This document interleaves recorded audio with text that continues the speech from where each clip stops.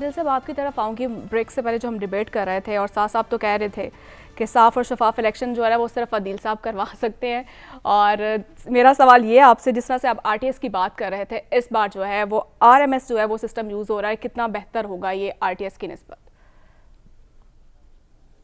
دیکھیں, اس مرتبہ election management system ہے اور اس میں جو پریزائڈنگ افسران ہیں ان کو گیجٹس دیے گئے ہیں, ان کو جو ان کے پاس ٹیبز ہوں گی, کچھ میں موبائل میں سافٹ ویئر کر کے دیے گئے ہیں جہاں پر انہوں نے پرسنل موبائل استعمال کرنے ہیں.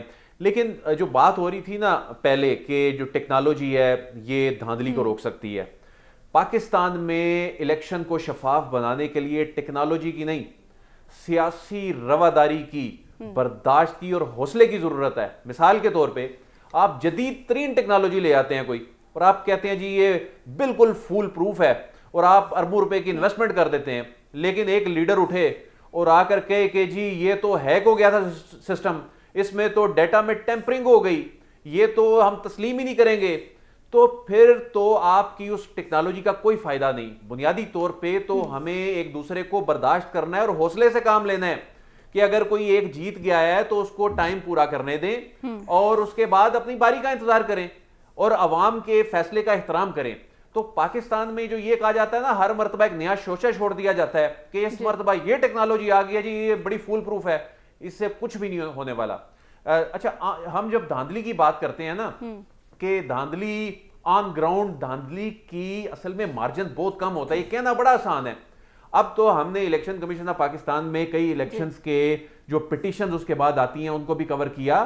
اب تو فوٹیج کا دور ہے, ایک عام آدمی کے ہاتھ میں کیمرہ ہے, وہ کیمرے سے اس کو ریکارڈ کرتا ہے, وہ اس کو ایویڈنس کے طور پہ لے آتا ہے. اس کے بعد ہم نے دیکھا کہ کئی حلقوں سے دوبارہ ری پول کا آرڈر ہوا الیکشن کمیشن آف پاکستان سے. یہ اب اتنا آسان نہیں ہے کہ الیکشن کے ڈے پہ ٹھپا لگے. پولنگ اسٹیشن کا ایک پورا ایک نظام ہے جس میں ایک پولنگ ایجنٹ جسے کہا جاتا ہے وہ ہے. اگر آپ کہیں سپوز کہ جی پاکستان تحریک انصاف کا کوئی پولنگ ایجنٹ نہیں ہوگا اس وقت, دوسری جماعتوں کے تو ہوں گے نا.